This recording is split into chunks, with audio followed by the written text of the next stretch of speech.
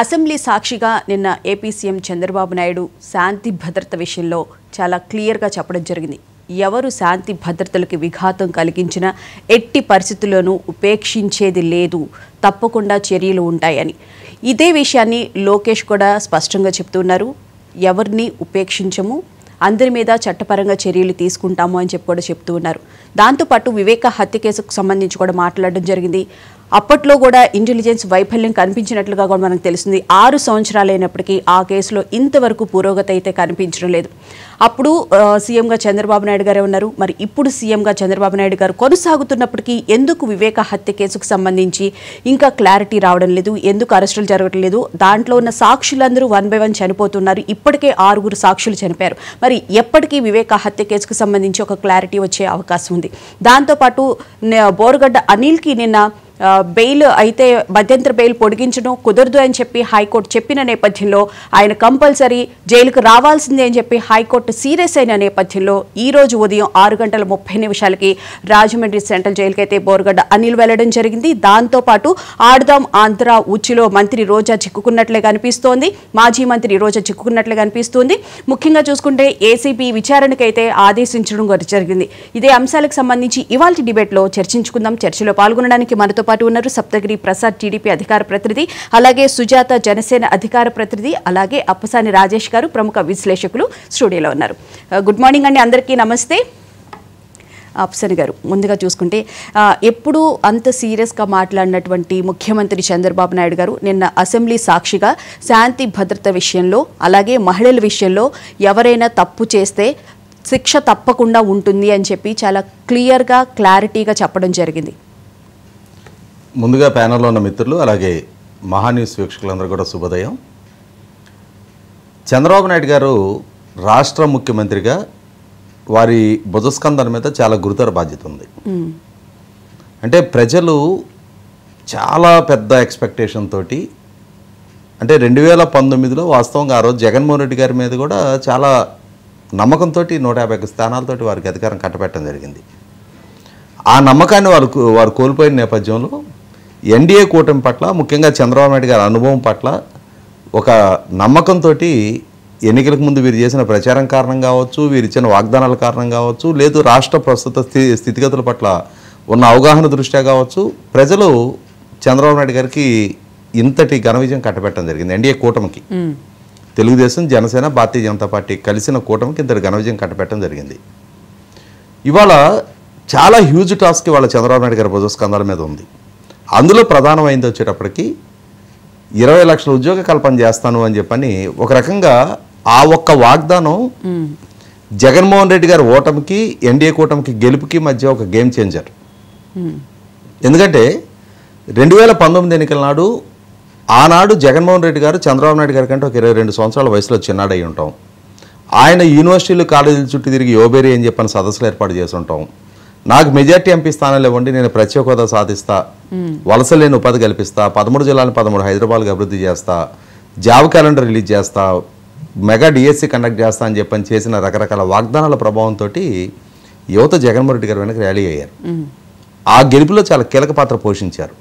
కానీ ఏ ఒక్క వాగ్దానాన్ని నెరవేర్చుకునే నేపథ్యంలో ఒక రకంగా నైరాశ్యంలో మునిగిపోతున్న యువతకి భరోసా నింపే లక్ష్యంతో 2023 జనవరి 27 లోకేష్ ద్వారా సంకల్పించుకున్న యువగలం పాదయాత్ర, తన యువతతో మమేకమవుతా, రాష్ట్రంలో యువత వారి తల్లిదండ్రులు ఎదుర్కొంటున్న నైరాశ్య నేపథ్యంలో వారిలో భరోసా నింపుతా, మాకు అధికారం వచ్చిన పక్షంలో పారిశ్రామికీకరణ పెంచుతాము, 20 లక్షల ఉద్యోగ కల్పన చేస్తాము 5 సంవత్సరాల కాలంలో అని చెప్పి పనిచేసిన వాగ్దానం చాలా పెద్ద గేమ్ చేంజర్ అది. ఎందుకంటే 20 లక్షల ఉద్యోగాలు ఆశించే యువత కనీసం ఒక 34 లక్షల మంది ఉంటారు. ఇద్దరు పోటీ పడితే ఒకరికి వస్తనుకుందాం మనం. వారి తల్లిదండ్రులు, వారి బంధుమిత్రులు కూడా లెక్కేసుకుంటే దాదాపుగా 1 కోటి మంది ప్రభావితం అయ్యే వాగ్దానం ఆ ఒక్కటే వాగ్దానం. 2019లో తెలుగుదేశం ఓటమికి, జగన్మోహన్ రెడ్డి గారి గెలుపుకి అదే వర్గం దోహదం చేశారు. 2024 ఎన్నికల్లో ఎన్డీఏ కూటమి గెలుపుకి కూడా చాలా మేజర్ ఫ్యాక్టరు ఆ సెక్షను. ఇవాళ మరి 20 లక్షల ఉద్యోగ కల్పన జరగాలి అని అంటే మనకి ఇప్పుడు జరిగిన పారిశ్రామిక ఒప్పందాల ప్రకారం 6,30,000 కోట్ల రూపాయల పెట్టుబడి, పారిశ్రామిక పెట్టుబడి ఒప్పందాలు జరిగితే 4,30,000 ఉద్యోగ కల్పనకి అష్యూరెన్స్ వచ్చింది. ఇదే ప్రపోర్షన్తో లెక్కేసుకుంటే 20 లక్షల ఉద్యోగ కల్పన జరగాలి అని అంటే కనీసం 30 లక్షల కోట్ల పెట్టుబడులు రావాలి.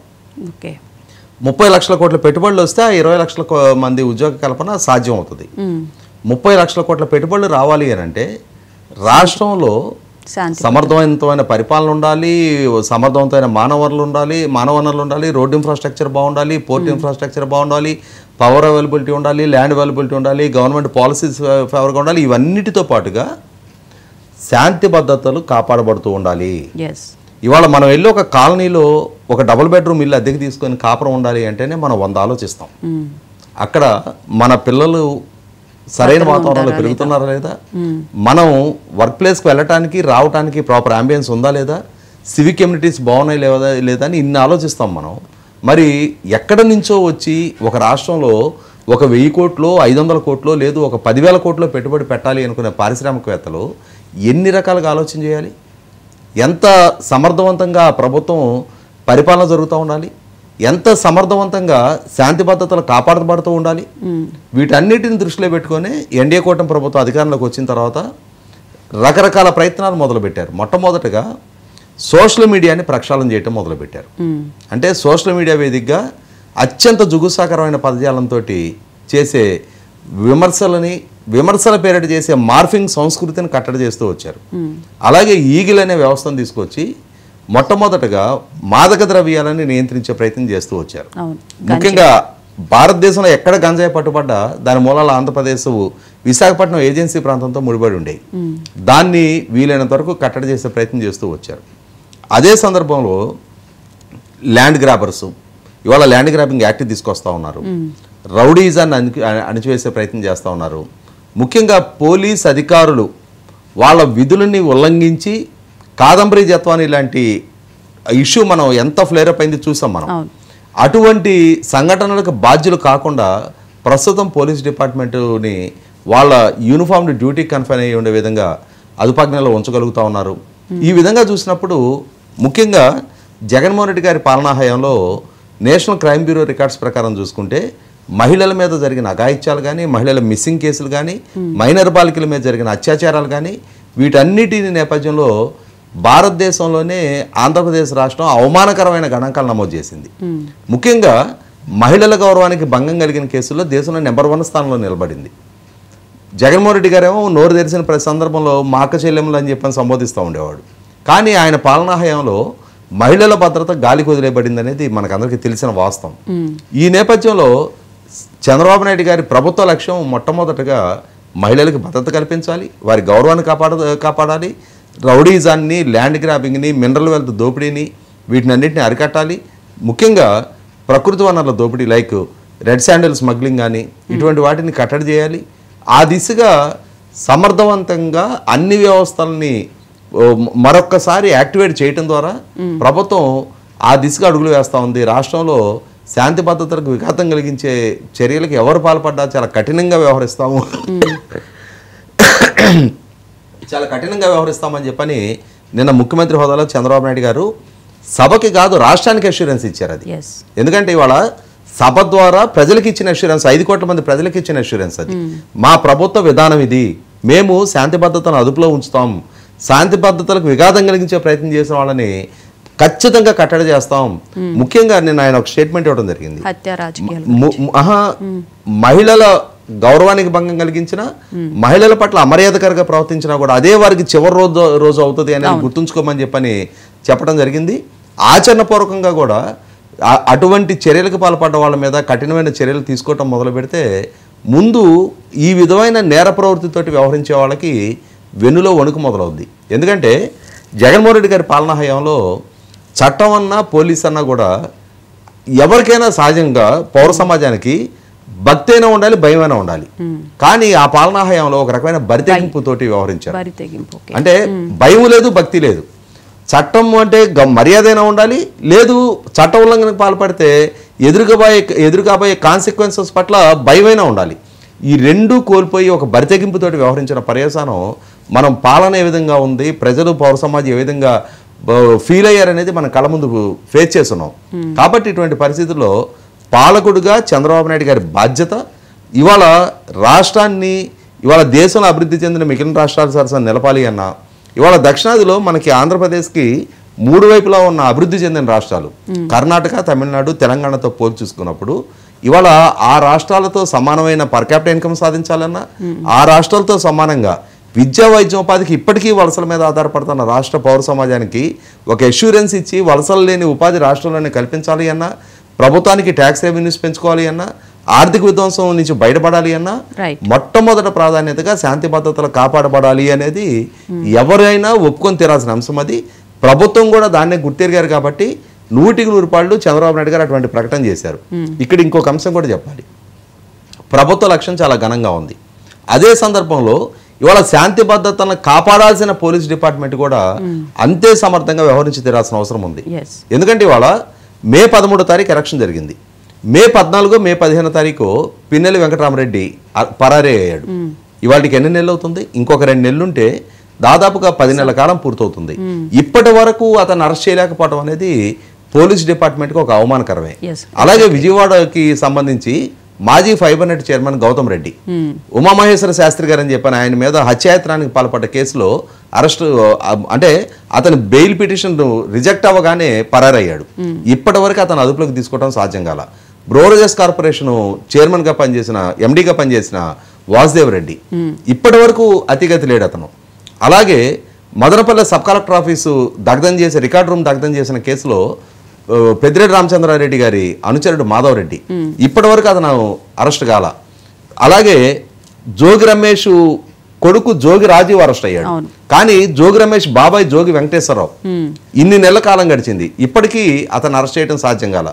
కాబట్టి పోలీస్ డిపార్ట్మెంట్కి వీళ్ళు సవాలు విసురుతూ ఉన్నారు. ఇటువంటి సవాలు విసిరే వాళ్ళ విషయంలో డిపార్ట్మెంట్ కూడా ప్రతిష్టాత్మకంగా తీసుకోవాలి. పోలీస్ డిపార్ట్మెంట్ తోటి టేక్ ఇట్ గ్రాంటెడ్గా తీసుకునే అవకాశం ఏ ఒక్క కేసుల్లో అక్యూజ్డ్కి కూడా ఇచ్చిన పక్షంలో ఏం మాఫియా డాన్లా వీళ్ళు ఏమన్నా ప్రజా జీవితంలో ఉన్న వాళ్ళే కదా, నాయకులుగా చలామణి అయిన వాళ్ళే కదా, వీళ్ళే వాళ్ళ ఇన్నేసి నెలలు పారిపోయి ఉండగలుగుతున్నారు అని అంటే ఖచ్చితంగా పరోక్ష సహకారం పోలీస్ డిపార్ట్మెంట్ వైపు నుంచి కూడా అందితేనే అది సాధ్యం.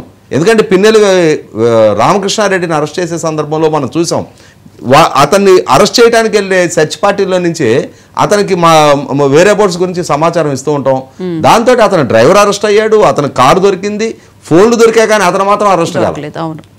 అతను వచ్చి సరెండర్ అయ్యే పరిస్థితి. అంటే అతను కోర్టు నుంచి బెయిల్ తీసుకొని ముందస్తు భద్రత పొందిన తర్వాత నర్సరావుపేట వచ్చి నర్సరావుపేటలో ఒక ఇంట్లో ఉండటం మొదలుపెట్టిన తర్వాత హైకోర్టులో బెయిల్ పిటిషన్ రిజెక్ట్ అయిన తర్వాత అప్పుడు అదుపులోకి తీసుకోగలిగారు. కాబట్టి ఈ విషయంలో పోలీస్ డిపార్ట్మెంట్ మరింత ఎఫెక్టివ్గా పనిచేయాలి. ఖచ్చితంగా అసలు పోలీసింగ్ అంటే ఏంటో ఇటువంటి వ్యవస్థలకు సవాలు విసిరే వాళ్ళకి రుచి చూపించాల్సిన అవసరం ఉంది. రైట్. సప్తగిరి ప్రసాద్ గారు గుడ్ మార్నింగ్ అండి. మీకు ప్యానెల్లో పెద్దలందరికీ very good morning madam. Sir, నిన్న ముఖ్యమంత్రి చంద్రబాబు నాయుడు గారు చెప్పిన పరిస్థితులను బట్టి చూస్తే శాంతి భద్రతలకు విఘాతం కలిగిస్తే ఎవరిని ఉపేక్షించము అని చెప్తూనే, నేను ఈ 45 సంవత్సరాల్లో ఎప్పుడూ హత్యా రాజకీయాలని ప్రోత్సహించలేదు అని చెప్తూనే, ఎవరు తప్పు చేసినా వదిలిపెట్టము, ముఖ్యంగా మహిళల విషయంలో శక్తి యాప్ను కూడా తీసుకొచ్చాము అని చెప్పి అన్నిటి విషయాల గురించి చాలా క్లియర్గా కూడా ఎక్స్ప్లెయిన్ చేయడం జరిగింది. ఇప్పుడు రాజేష్ గారు చెప్పినట్లు ఈ ఎవరైతే ఉన్నారో పిన్నెల్లి కానీ వీళ్ళందరినీ అరెస్ట్ చేయడంలో ఎందుకు పోలీసులు ఇంకా విఫలమవుతున్న పరిస్థితి అయితే కనిపిస్తుంది? మేడం, తెలుగుదేశం పార్టీ ఎప్పుడు అధికారంలోకి వచ్చినా లా అండ్ ఆర్డర్ మెయింటైన్ చేయడానికి టాప్ ప్రియారిటీ ఇస్తుంది. దాంట్లో రెండో సందేహమే ఉండదు. పార్టీ రూలింగ్లోకి ఎప్పుడు వచ్చినా, ఇంతకుముందు హైదరాబాద్లో మన రాష్ట్రంలో ఉన్నప్పుడు కూడా, తెలుగుదేశం పార్టీ రూలింగ్లో ఉన్నప్పుడు ఎప్పుడు కూడా ఒక్క చిన్న కమ్యూనల్ వైలెన్స్ జరిగినటువంటి దాఖలాలు కూడా లేదు, ఛాన్సే లేదు. మీరు కాకుండా చూసుకోండి, ఫ్రమ్ 1983 నుండి మన గవర్నమెంట్ ఫామ్ అయినప్పటి నుండి మనం విడిపోక ముందు వరకు కూడా ఎక్కడా కూడా కమ్యూనల్ వైలెన్స్ కానీ అవుట్ బ్రేక్ అయినటువంటి దాఖలా లేవు. టాప్ ప్రయారిటీ ఇస్తాం. ఎందుకంటే ఏ రాష్ట్ర అభివృద్ధి అయినా సరే ఆ రాష్ట్ర శాంతి భద్రతలపైనే ఆధారపడి ఉంటుంది అనే మాటలో రెండో థాట్ లేదు, రెండో సందేహం లేదు. ప్రజలు స్వేచ్ఛగా గౌరవంగా బతకడం అనేది వాళ్ళ యొక్క ప్రైమరీ హక్కు, అది ప్రాథమిక హక్కు. భారత రాజ్యాంగంలోని ఆర్టికల్ 21 ప్రకారం స్వేచ్ఛగా బతికేటువంటి ఒక హక్కు అది. ఆర్టికల్ 21 అది కాపాడబడాలి అంటే లా అండ్ ఆర్డర్ ఉండాలి. ఇక్కడ భారతదేశంలోనే కాకుండా ఈ ఆంధ్ర రాష్ట్రంలో ఉన్నటువంటి ప్రతి పౌరుడికి రక్షణ కవచం ఏదైనా ఉంది అంటే అది రాజ్యాంగం. రాజ్యాంగానికి రక్షణ కవచం ఏదైనా ఉంది అంటే అది పోలీసు వ్యవస్థ. పోలీసులకు ఫ్రీడమ్ ఇవ్వాలా, పోలీసులకు స్వేచ్ఛ ఇవ్వాలా. ఈ ప్రభుత్వంలో ఆ స్వేచ్ఛ ఆ ఫ్రీడమ్ ఇస్తున్నాం కాబట్టి వాళ్ళు ధైర్యంగా పనిచేయగలుగుతున్నారు. ఇంతకుముందు పోలీసులు అందరూ కూడా వైసీపీ కార్యకర్తల మాదిరిగా ఒక రకంగా చెప్పాలంటే ప్రతి మండలంలోనూ ఒక పోలీస్ స్టేషన్ తీసుకుపోయి స్థానిక వైసీపీ నాయకుడు ఇంట్లో వేసుకున్నారు కుర్చీ. ఎస్ఐ కుర్చీ పోలీస్ స్టేషన్ లో కన్నా కూడా స్థానికంగా ఉన్నటువంటి ఎమ్మెల్యే ఇంట్లో వేసి పెట్టినారు కుర్చీ, ఎస్ఐ కుర్చీ. ఆ విధంగా పనిచేశారు, వెట్టి చాకరీ చేసినట్టు చేపించారు. పోలీసు వ్యవస్థని సర్వనాశనం చేసి భ్రష్టు పట్టించారు. ఈ రోజు పోలీసులు సగౌరవంగా తలెత్తుకొని వాళ్ళ నెత్తి మీద ఉన్నటువంటి 3 సింహాలకి గౌరవం కల్పించే విధంగా పనిచేసే వెసులుబాటు కల్పించాం, అవకాశం కల్పించాం. ఇంతకుముందు చూశాం, సిదిరి అప్పలరాజు మంత్రిగా ఉన్నప్పుడు ఒక డిఎస్పీని బట్టి తోశాడు, తోసి లకార భాషతో తిట్టాడు. మా ప్రభుత్వంలో ఆ విధంగా ఒక చిన్న కానిస్టేబుల్ నన్నే నాయకుడు ఒప్పుకోడు, క్వశ్చనే లేదు. మీరు చూడండి ఎప్పుడైనా ఎక్కడైనా జరిగినటువంటి ఘటనలు ఉన్నాయా? సిదిరి అప్పలరాజు ఘటన మీకు తెలిసి ఉంటుంది. అప్పుడు పెద్ద ఎత్తున వైరల్ అయింది. ఒక డిఎస్పీని తిట్టాడు పబ్లిక్ మీటింగ్ లో. విశాఖ శారదాపేటం దగ్గర జరిగింది. ఎస్ విశాఖ శారదాపేటంలో వాడెవడో వైసీపీ చోట నాయకుని అలో చేయలేదని చెప్పి పొట్టబోయాడు. ఈ విధంగా పోలీస్ వ్యవస్థకి వాళ్ళకి గుప్పెట్లో పెట్టుకున్నారు. పోలీస్ వ్యవస్థను గుప్పెట్లో పెట్టుకుని మీరు నమ్ముతారో నమ్మరో జగన్మోహన్ రెడ్డి హయాంలో ఒక చిన్న ఎఫ్ఐఆర్ కట్టాలన్నా స్థానిక వైసీపీ నాయకుడి యొక్క అనుమతి లేని కట్టే పరిస్థితి లేదు.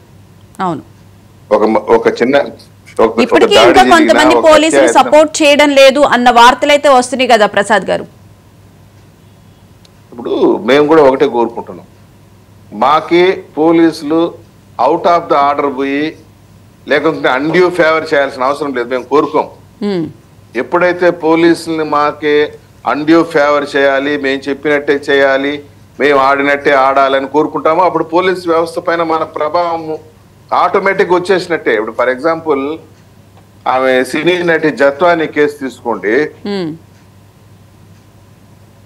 ఆమె అమాయకురాలు, ఆమెకి ఏం సంబంధం లేదు. కానీ అనవసరంగా ఆమె పైన ఒక ఎఫ్ఐఆర్ కట్టి అప్పటి అడిషనల్ డీజీ సీతారామాంజనేయులు, క్రాంతిరాణ టాటా గారు, విశాల్ గుని గారు వీళ్ళంతా అత్యుత్సాహంతో పోయి పాపం ఒక అమాయకురాల్ని ఆమెను అరెస్ట్ చేసి తీసుకొచ్చి ఇక్కడ పోలీస్ గెస్ట్ హౌస్ లో పెట్టి ఆమెను మెంటల్ గా టార్చర్ చేసి వాళ్ళ ఫ్యామిలీ మెంబర్స్ వాళ్ళ అమ్మా నాన్నని తీసుకొచ్చి గెస్ట్ హౌస్ లో పెట్టి ఆమెను మెంటల్ గా బాగా ఇబ్బంది పెట్టేశారు. అక్కడ టోటల్ గా మిస్యూజ్ ఆఫ్ పవర్. ఎందుకు అరెస్ట్ చేశారు, ఎందుకు తీసుకొచ్చారు, ఆమెకి ఏ సంబంధం ఉంది, ఏ దీంతో తీసుకున్నట్టు ఒక ఫేక్ ఎఫ్ఐఆర్ కట్టారు. అత్యుత్సాహంతో ఎఫ్ఐఆర్ కట్టేదానికైనా ముందే వీళ్ళు ఫ్లైట్ టికెట్లు బుక్ చేసుకుని పోయి ముంబైకి పోయి ఆమెను తీసుకొచ్చి లిఫ్ట్ చేసి ఇక్కడ అరెస్ట్ చేశారు. దాని ప్రతిఫలం ఇప్పుడు అనుభవించారు ఎవరో 3 ఐపీఎస్. మళ్ళీ ఆషామాషి అధికారులు కాదు, ఒక అడిషనల్ డీజీ, ఒక డిఏజీ, ఆ స్థాయి ఆఫీసర్స్ ని 1 పెన్ స్ట్రోక్ తో సస్పెండ్ చేశాడు బారేసినారు. ఎఫ్ఐఆర్లు కట్టున్నారు.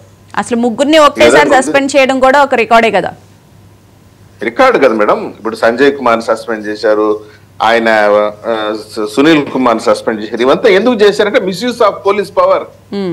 పోలీస్ అధికారులు దుర్వినియోగం చేశారంటే రాజకీయ నాయకులు వాడి మీద ఎఫ్ఐఆర్ కట్టంటే కట్టడం, వీడిని వదిలిపెట్టి దొంగను వదిలిపెట్టి అంటే వదిలిపెట్టడం, ఈ పని చేసేట్లుకుంటే పోలీస్ ఏం విలువ ఉంటుంది? మేము కూడా చెప్తామండి, మళ్ళా రోడ్డు ఒక కంప్లైంట్ ఇచ్చేసి ఎఫ్ఐఆర్ కట్టాడంటే పోలీస్ అధికారులు ఏం చెప్పారంటే, sir law won't allow this, చట్టంలో దీనికి అవకాశం లేదు. వానిపైన ఊరికే SC ST కేసులు పెట్టడం, 498 పెట్టడం, లేకుంటే 353 పెట్టి ఉద్యోగుల పైన దాడులు చేసినట్టు పెట్టడం, తప్పుడు 307 కేసులు. మా చిత్తూరు జిల్లాలో దాదాపు 300 పైచిలకు తప్పుడు కేసులు పెట్టున్నారు. దానిపైన కూడా విచారణ జరుగుతుంది. త్వరగా వాటిపైన కూడా డెలిషన్ పిటిషన్స్ వేసేదానికి ఏర్పాట్లు చేస్తున్నారు. ఈ విధంగా పోలీస్ వ్యవస్థను పూర్తిగా కంట్రోల్లో పెట్టుకునేటున్నారు. అప్పుడు వాళ్ళకి లిబర్టీ అనేది లేదు 5 ఏళ్ళలో. ఎప్పుడైతే పోలీసులు స్వేచ్ఛ ఇస్తామో అప్పుడే లా అండ్ ఆర్డర్ కాపాడబడుతుంది, స్వేచ్ఛగా ప్రజలు జీవించగలుగుతారు. ప్రతి చిన్న విషయంలోనూ పొలిటీషియన్స్ ఇంటర్ఫీర్ అయ్యి ఆ విధంగా వాళ్ళని ప్రభావితం చేసి వాళ్ళు ఏం చేయలేరు. మేము ఈ రోజు ఆ వెసులుబాటు కల్పిస్తున్నాము. దాన్ని కొందరు ఏమంటున్నారంటే చేతగానోళ్ళబ్బా అంటారు. ఏం చేతగానోళ్ళము చెప్పండి? అంటే పోలీసుల వ్యవస్థను మా గుప్పట్లో పెట్టుకొని ఎస్ఐ కుర్చీని ఎత్తుకొచ్చి మా ఇండ్లలో వేసుకుంటే అది చేతనేట? పోలీస్ వ్యవస్థకి ఫ్రీడమ్ ఇవ్వాల. కొందరు అంటున్నారు ఇంకా కూడా పోలీస్ వ్యవస్థలో వైసీపీ సపోర్టర్స్ ఉన్నారు అంటే నాకు ఆ మాట అర్థం కాలేదు. ఎక్కడ సపోర్టర్స్ ఉన్నారు, ఏం చేస్తున్నారు చెప్పండి? ఏ రకంగా సపోర్ట్ చేస్తున్నారు?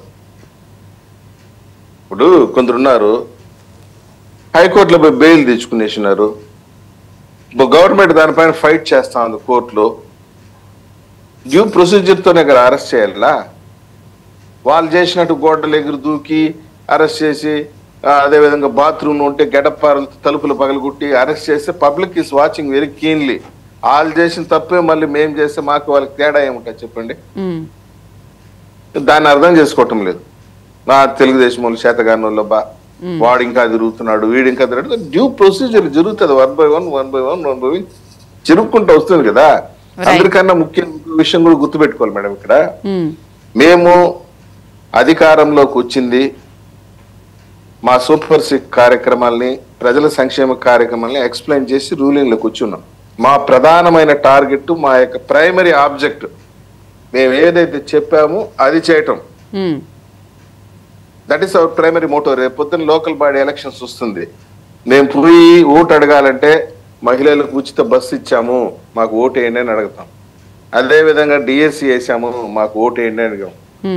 3 గ్యాస్ సిలిండర్లు ఇచ్చాము మాకు ఓటు వేయండి అని అడుగుతాం. అంతేగాని నేను వంశీని అరెస్ట్ చేసినాను చూడండి మాకు ఓటు వేయండి అని అడిగితే వేయరు. కొడాలి నానిని పట్టుకొచ్చాను చూడండి అని అడిగితే వేయరు. That is secondary. Of course law and order ని కాపాడడం కూడా దట్ ఇస్ ప్రైమరీ డ్యూటీ. తప్పు చేసిన శిక్షించడం కూడా one of the duties, but that is not top priority. First ప్రజల సంక్షేమం కోసం మేము ఏవైతే హామీలు ఇచ్చాం అది ఫుల్ఫిల్ చేయటం, అది నెరవేర్చడం మా యొక్క ప్రధాన లక్ష్యం. ఫస్ట్ దాన్ని ప్రియారిటీ ఇస్తాం, ఆ తర్వాత ఈ పొకోడా బ్యాచ్ అంతా కూడా అరెస్ట్ చేసే కార్యక్రమం చేస్తాం. రైట్. సుజాత గారు గుడ్ మార్నింగ్ అండి. మేడం గుడ్ మార్నింగ్ అండి. నిన్న ముఖ్యమంత్రి చంద్రబాబు నాయుడు గారు మాట్లాడుతూ మహిళల భద్రత విషయంలో ఎలాంటి తప్పు జరిగినా ఉపేక్షించేది లేదు అని చెప్పి చాలా క్లియర్గా కూడా చెప్పడం జరిగింది. శక్తి యాప్ని తీసుకొచ్చాము, ఆ యాప్ని మహిళలందరూ డౌన్లోడ్ చేసుకోవాలని చెప్పి కూడా చెప్పడం జరిగింది. అంటే మహిళల భద్రత విషయంలో ఎంత క్లారిటీగా ఉన్నారన్న విషయం తెలుస్తుంది. గత ప్రభుత్వ హయాంలో దిశ యాప్ని తీసుకురావడం జరిగింది, కానీ గంతో వస్తారని చెప్పినటువంటి జగన్మోహన్ రెడ్డి అక్కడైతే మహిళల భద్రత విషయంలో గాలికి వదిలేసినట్లే కనిపిస్తుంది. ఏమంటారండి? మేడం ముందుగా మీకు అలాగే మహా న్యూస్ వీక్షకులకి ప్యానెల్లో ఉన్న పెద్దలందరికీ నమస్కారం అండి. గతంలో జగన్మోహన్ రెడ్డి గారు హయాంలో అసెంబ్లీ సెషన్స్ ఏ విధంగా జరిగినాయి, అందులో మాట్లాడిన మాటలకి వాళ్ళకున్న నిబద్ధత ఏంటి, అక్కడ చెప్పింది ఏంటి, జరుగుతుంది ఏంటి అన్నది ప్రజలందరూ ప్రత్యక్షంగా 5 సంవత్సరాలు టీవీల్లో చూశారు మేడం. చూసిన తర్వాతే వారు అసెంబ్లీలో జగన్మోహన్ రెడ్డి గారు భజన చేయడం కానీ, మంత్రులు లేదంటే ప్రతిపక్ష నాయకుల్ని బూతులు తిట్టడం తప్ప ప్రజల కోసం ఏ రోజు పనిచేద్దామని కానీ ఆ విధంగా ఒక అర్థవంతమైన చర్చలు జరిగిన దాఖలాలు కానీ 5 సంవత్సరాల్లో అసలు ఎక్కడ ఏ కోసానో కూడా కనిపించదు. అంటే మనం స్వాతంత్రం వచ్చిన తర్వాత ఇన్ని ఏళ్లలో మనం అసెంబ్లీ సెషన్స్ తీసుకుంటే కనుక ఎంతో మంది ఎన్నో ప్రభుత్వాలు మారినాయి, ఎన్నో పార్టీలు అధికారంలోకి వచ్చినాయి, ఎంతో బద్ధ శత్రువులైన ప్రత్యర్థులు కూడా అసెంబ్లీలో ఎదురెదురుగా కూర్చున్నా కూడా ప్రజల పక్షాన ప్రజలకు సంబంధించిన విషయాల్లో చర్చలు జరగడం చూసాం మనం. కానీ జగన్మోహన్ రెడ్డి గారి హయాంలో సాక్షాత్తు పార్టీ అధినేత ముఖ్యమంత్రి ఆయన సమక్షంలో ఇష్టానురీతిన బూతులతో ప్రతిపక్ష పార్టీ నాయకుల్ని వారి కుటుంబ సభ్యులను కూడా హేళన చేస్తుంటే, అవమానిస్తుంటే జగన్మోహన్ రెడ్డి గారు ముసిముసి నవ్వులు నవ్వుకుంటూ వాళ్ళని ఎంకరేజ్ చేశారు. వాళ్ళు వెనక ఉండి మాట్లాడించింది ఎవరు, చేయించింది ఎవరు, స్క్రిప్ట్ అందింది ఎవరు, స్క్రిప్ట్ ఎవరు రాసి పంపించారు అన్నది తేటతెల్లం, అందరికి ప్రజలందరికీ తెలిసిందే. ఈ రోజు సాక్ష్యాలతో సహా బయటపడుతున్నాయి. ఒక పోసాని గాని, ఇంకెవరైనా బోరుగడ్డ అనిల్ కానీ, ఇటువంటి వాళ్ళందరూ జైలుకు వెళ్ళినప్పుడు అక్కడ పోలీసు విచారణలో చెప్పేది ఏంటంటే మాకు స్క్రిప్ట్ అందింది, స్క్రిప్ట్ ప్రకారం మేము తిడుతున్నాం. మనం చూసాం రోజా విషయంలో చూసుకుంటే కనుక ఒక బహిరంగ సభలో వైసీపీలో ఒక నాయకులు వచ్చి చెప్తున్నారు రోజాకి చంద్రబాబు నాయుడు గారిని తిట్టమన్నారు, మీరు తిట్టండి అని చెప్పి. ఉమ్మారెడ్డి అంటే ఉమ్మారెడ్డి వెంకటేశ్వర గారు అంటే చంద్రబాబు నాయుడు గారిని తిట్టాలి, పదవి పట్టాలి. పవన్ కళ్యాణ్ గారిని తిట్టాలి, పదవి పట్టాలి. చంద్రబాబు నాయుడు గారు ఇంటి మీద దాడి చేయాలి, మంత్రి పదవి అందుకోవాలి. జోగి రమేష్ లాంటి వాళ్ళు. ఈ వైసీపీ 5 ఏళ్లలో కూడా మనం చూసుకుంటే ప్రెస్ మీట్లు, ఏ రోజు ప్రెస్ మీట్ పెట్టినా దానికి ప్రజలకు సంబంధించిన విషయాలు కానీ, ప్రభుత్వంలో జరుగుతున్న అభివృద్ధి కానీ, వాళ్ళు ఏమన్నా నిధులు ఏమన్నా తీసుకొచ్చాము అనుకుంటే, అసలు తీసుకురాలేదు అనుకోండి అది జీరో, అది వేరే విషయం. వాటి గురించి ఏ రోజు ప్రెస్ మీట్లు పెట్టిన సందర్భాలు లేవు. ప్రెస్ మీట్లు పెట్టారు మంత్రులు అంటే ఐదర్ బూతులు తిట్టడానికి, లేదంటే సినిమా రివ్యూలు ఇవ్వడానికి. ఇదే తప్ప వాళ్ళు చేసింది పరిపాలనని అపహాస్యం చేసి భ్రష్టు పట్టించేసి ఆంధ్ర యొక్క గౌరవాన్ని దేశం మొత్తంలో వాళ్ళ ఆంధ్రప్రదేశ్ అంటేనే ఒక అన్నపూర్ణ అని, ఒక ఏదైతే హ్యూమన్ ఎక్సలెన్సెస్ ఉంటాయో, మన ఇక్కడ ఉన్న యువతలో స్కిల్స్ గానీ ఒక మంచి పేరు ఉండేది. ఆంధ్ర యువత మంచి స్కిల్ ఉన్న యువత ఉంటారు అక్కడ. ఏంటి అభివృద్ధి కాదు, ఏంటి అవినీతి అనే విధంగా అయితే గత ప్రభుత్వ పాలన అయితే సాగింది. ఆంధ్రప్రదేశ్ అంటే దేశం మొత్తంలో గత 5 ఏళ్లలో ఏంటయ్యా ఆంధ్రప్రదేశ్ గురించి న్యూస్ అంటే గంజాయి పట్టుబడింది. ఎక్కడ దేశం మొత్తంలో ఎక్కడ గంజాయి కానీ డ్రగ్స్ కానీ పట్టుబడ్డా ఎక్కడి నుంచి మూలం అంటే ఆంధ్రప్రదేశ్ నుంచి. మీరు లెక్కల్లో తీసుకుంటే కనుక అత్యధిక మంది మహిళలు మిస్సింగ్ కేసులో ఏదయ్యా టాప్ లో ఉన్నాయంటే ఆంధ్రప్రదేశ్. దళిత మహిళల మీద ఎక్కువ అఘాయిత్యాలు జరిగిన రాష్ట్రం ఏదైతే ఉందంటే ఆంధ్రప్రదేశ్. ఇవి తప్ప వేరేవేమీ లేవు వీళ్ళు టాప్ లోకి తీసుకెళ్ళింది. ఇంకా రోజా అసెంబ్లీలో చేసిన వెకిలి చేష్టలు అవన్నీ మనం అందరం చూసాం. ఈ మహిళల భద్రత విషయానికి వస్తే కనుక రోజా ఇదే మంత్రి, గతంలో మంత్రిగా పనిచేసిన రోజా ఏమంది, 1-2 రేపులకే రాద్ధాంతం చేస్తారా అని అడిగింది. ఒక మహిళ అయ్యుండి, ఒక మంత్రి అయ్యుండి ఆవిడ మాట్లాడిన మాటలు అవి. దానికి ఏ ఒక్కరు వైసీపీ నుంచి ఖండించేది లేదు. ఇంకా చప్పట్లు కొట్టి ఎంకరేజ్ చేస్తారు. ఎందుకంటే వాళ్ళకి కావాల్సింది అటువంటి మాటలు, అటువంటి వ్యక్తులు చేస్తలే. ఏదైనా ఒక అవినీతి బయటకు వచ్చిందంటే దాన్ని ఇంకొక టాపిక్ తీసుకురావడం, లోకేష్ గారిని కానీ, పవన్ కళ్యాణ్ గారిని కానీ, చంద్రబాబు నాయుడు గారిని కానీ అసహ్యంగా బూతులు తిట్టడం, టాపిక్ ని డైవర్ట్ చేయడం. సుజాత గారు, అప్పటి హోమ్ మినిస్టర్ తానేటి వనిత గారు అత్యాచారాలు జరిగినాయి అని అంటే తల్లులదే బాధ్యత అని కూడా స్టేట్మెంట్ ఇచ్చింది. అదే అసలు విచిత్రమైన స్టేట్మెంట్లు అండి. అసలు ఏ రోజు మనం ఎప్పుడు ఒక అంటే సామాన్య మధ్య తరగతి మహిళ కూడా అటువంటి మాటలు మాట్లాడదు. అలాంటిది మంత్రి స్థాయిలో ఉండి, హోమ్ మినిస్టర్ స్థాయిలో ఉండి వాళ్ళు ఒక రైల్వే స్టేషన్ లో ఒక రేపు జరిగితే వాళ్ళు దొంగతనానికి వచ్చాడు, అనుకోకుండా రేపు జరిగింది అంట. మళ్ళీ రేపులు జరగడానికి విషయం తల్లి తండ్రులు వాళ్ళ పెంపకం సరిగా లేదంట. అసలు లాగిపెట్టి కొట్టాలి కదండి. అసలు ఆడవాళ్ళకి ఎంత కోపం వస్తుందండి ఆ విషయంలో. ఏం మాటలండి అసలు. మరి వాళ్ళు లా అండ్ ఆర్డర్ ని ఏ విధంగా మెయింటైన్ చేశారో చూసాం. రోడ్ల మీద ఉరికిచ్చి చంపారు. విశాఖ లాంటి అసలు ఏదంటే పీస్ఫుల్ గా ఉండే ఏరియాల్లో ఫ్యాక్షనిజం అంతా తీసుకుని వచ్చి అక్కడ రోడ్ల మీద పరిగెట్టించి చంపారు. డాక్టర్ సుధాకర్ లాంటి వాళ్ళని మాస్క్ అడిగిన పాపానికి ప్రజలందరూ ఆశ్చర్యపోయారు ఆ రోజుల్లో. ఏంటి ఎంత దుర్మార్గమా, ఏం గవర్నమెంట్ మనం ఎన్నుకున్నాం, ఏం జరుగుతుంది రాష్ట్రంలో అని బట్టలు ఇప్పించి అతన్ని పిచ్చివాడిని అని ముద్ర వేసి చంపేశారు. ఏ రోజన్నా ఎవరన్నా పోలీస్ స్టేషన్ వెళ్ళి ఇక్కడ ఒక అన్యాయం జరుగుతుంది, ఒక స్కామ్ జరుగుతుంది అని కేసు పెట్టడానికి వెళ్తే తిరిగి వాళ్ళ మీద కేసులు.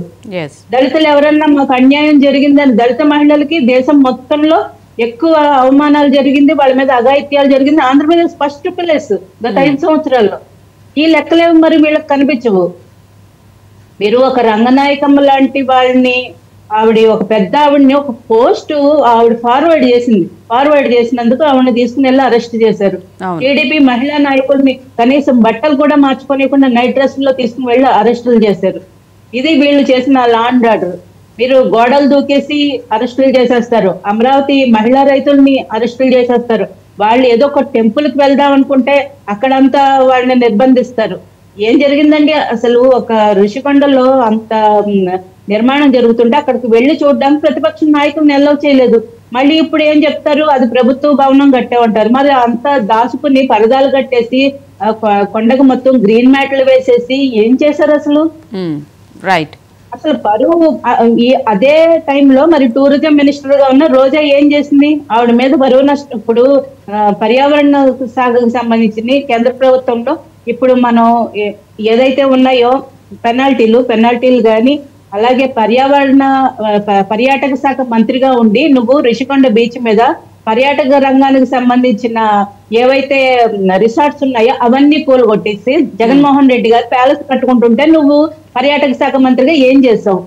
నీ హయాంలో ఒక ఘనంగా పెద్ద హడావిడి చేసి ఒక టూరిజం డిపార్ట్మెంట్ లో ఒక క్రూయిజ్ షిప్ ని ప్రారంభించారండి. ఇప్పుడు ఏమైపోయింది ఆ షిప్? ఎక్కడుంది? రోజా గారు ఇంట్లో పెట్టుకున్నారా? లేకపోతే క్రూయిజ్ షిప్ కాస్త బెంజ్ కార్ గా మారిపోయి కొడుకు గిఫ్ట్ గా అయిపోయిందా? మరి అదే సినిమాల్లో చూపిస్తారు చూడండి, ఇట్లా మారిపోతాయి. అంటే తెర ముందు చూపించేది ఒకటి, తెర వెనక ఒకటి. అసలు ఏం జరిగింది? ఆడుదాం ఆంధ్రాలో 47 రోజుల్లో 125 కోట్ల స్కామ్మా? ఇంత దారుణమా? 25 లక్షల మంది యువత పాల్గొన్నారు. మేము యువతలో ఉన్న ప్రతిభని వెలికి తీస్తున్నాం అన్నారు. ఎంతమందిని తీసారమ్మా? మట్టిలో మాణిక్యాలు మీరు తీసిన వాళ్ళు ఎంతమందిని బయటకు తీసుకొచ్చారు? ఎంతమందికి అవకాశాలు ఇచ్చారు? 125 కోట్లు మీరు ఖర్చు ఎలా చూపిస్తున్నారు? ఫారెన్ డెలిగేట్స్ ని తీసుకొచ్చామన్నారు.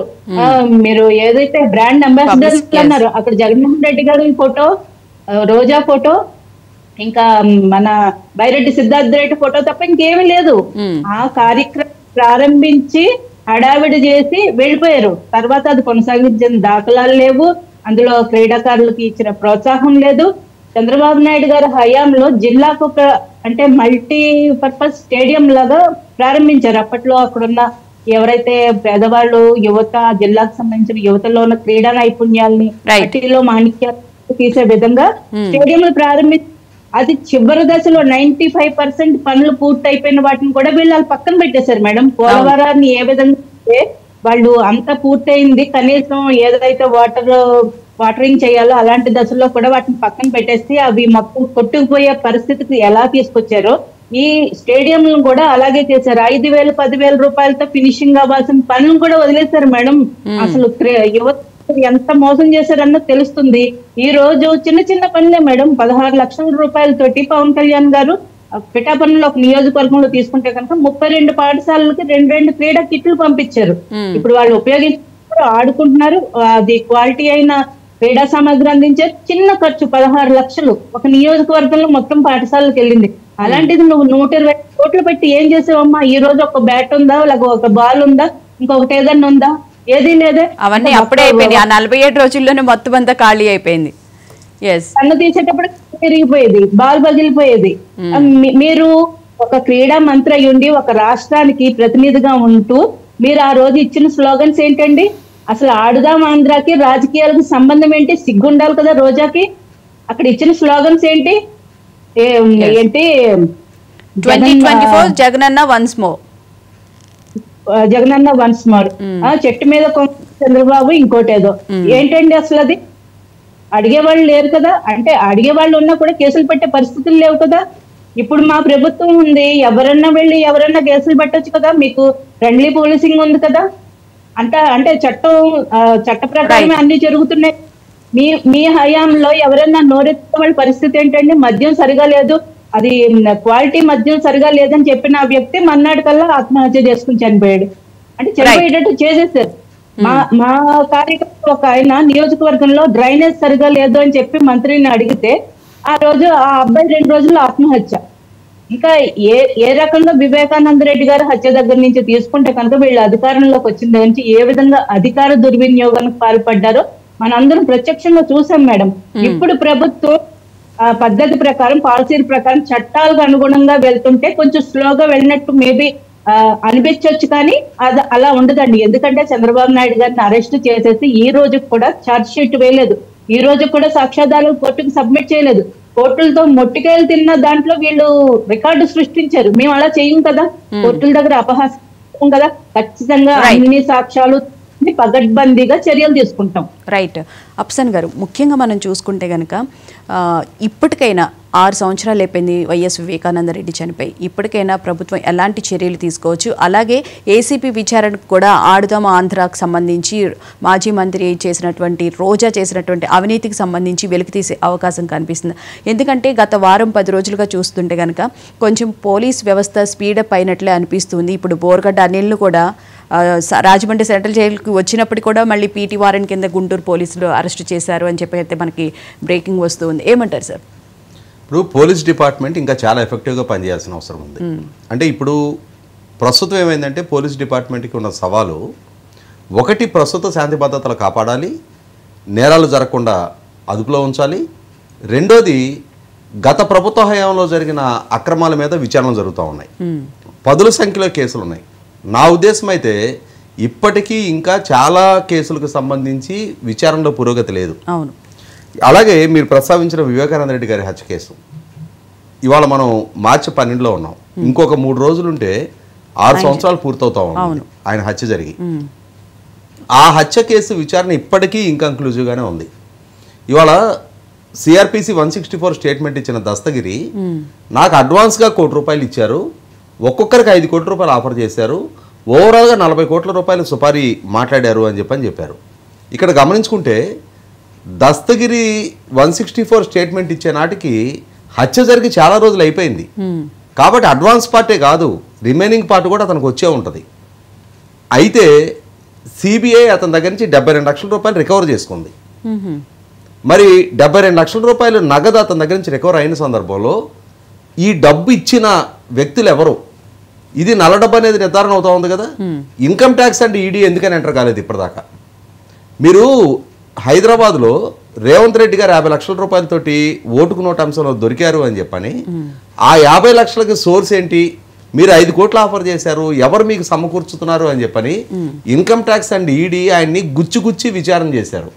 మరి వాళ్ళ స్పష్టంగా ₹72 లక్షల దస్తగిరి దగ్గర నుంచి రికవర్ చేసుకున్న తర్వాత ఇప్పటి వరకు ఇన్కమ్ ట్యాక్స్ అండ్ ఈడీ ఎందుకు ఎంటర్ కాలేదు? అసలు ₹40 లక్షల ఖర్చు పెట్టే స్తోమతున్న వ్యక్తులు ఎవరు? అవినాష్ రెడ్డి ఇచ్చాడా, వాళ్ళ నాయన భాస్కర్ రెడ్డి ఇచ్చాడా, దేవిరెడ్డి శివశంకర్ రెడ్డి ఇచ్చాడా, లేదు ఇంకా వెనక పెద్దవాళ్ళు ఉన్నారా? ఎవరనేది ఎందుకు నిర్ధారణ జరగటంలా? అసలు ఆ దిశగా ఎందుకని ఇప్పటిదాకా విచారణ జరగలేదు? అలాగే ఆ కేసులో ఇంకొక కీలకమైన అంశం, ఇప్పటి వరకు సిబిఐ ఛార్జ్ షీట్లో మెన్షన్ చేసిన ప్రకారం ఉదయం 6:30కి వివేకానంద రెడ్డి గారి పిఏ కృష్ణారెడ్డి వివేకానంద రెడ్డి గారి ఇంటికి వచ్చిన సందర్భంలో అతనికి హత్య జరిగిన అంశం నిర్ధారణ అయ్యి బయటికి వెళ్ళి చెప్పాడు అని చెప్పారు. కానీ మనకి ఏబిఎన్ రాధాకృష్ణ గారు వీకెండ్ కామెంట్ బై ఆర్కేలో ఉదయం 4 గంటలకే జగన్మోహన్ రెడ్డి దగ్గర మేనిఫెస్టో కమిటీ మీటింగ్ జరిగింది. ఆ మీటింగ్లో అజయ్ కల్లం రెడ్డి, ఉమారెడ్డి వెంకటేశ్వర గారు జగన్మోహన్ రెడ్డి గారితో ఉన్న సందర్భంలో అప్పుడే జగన్మోహన్ రెడ్డి గారు వీళ్ళకి తెలియజేశారు అని చెప్పిన తర్వాత అప్పుడు సిబిఐ వాళ్ళిద్దరిని విచారించిన తర్వాత అజయ్ కల్లం రెడ్డి 4 బదులు 5 గంటలకు మాకు జగన్మోహన్ రెడ్డి గారు చెప్పారని చెప్పారు. అంటే 5 గంటలకే చెప్పారు అనుకుందాం. కానీ సిబిఐ విచారణలో 6:30కి కృష్ణారెడ్డి ద్వారా సమాచారం బాహ్య ప్రపంచానికి తెలిసింది అన్నదానికి తెల్లారుజామునే జగన్మోహన్ రెడ్డి గారు అజయ్ కల్లం రెడ్డికి, ఉమారెడ్డి వెంకటేశ్వర గారికి చెప్పారు అన్నదానికి మధ్య వ్యత్యాసం ఉంది కదా. అసలు ఎవరు జగన్మోహన్ రెడ్డి గారికి ఆ టైంలో సమాచారం ఇచ్చారు? ఆయన్ని నిద్రలేపి మీ చిన్నాయన్ని మర్డర్ అయ్యాడు అని చెప్పని సమాచారం చెప్తే వాళ్ళ కుటుంబ యాజమాన్యంలో ఉన్న సాక్షిలో దాన్ని సహజ మరణంగా ఎలా ప్రచారం చేశారు, ఎందుకు ప్రచారం చేశారు? అదే సందర్భంలో హత్య జరిగిన అంశం తెలిసి, హత్య కాదు సాధారణ మరణమే అనుకుందాం, నీ సొంత చిన్నాన్న, నువ్వు మేనిఫెస్టో కమిటీ చర్చిస్తా ఎలా కూర్చోగలిగావు? నీ కుటుంబ సంబంధాలకు ఉన్న విలువేంటి?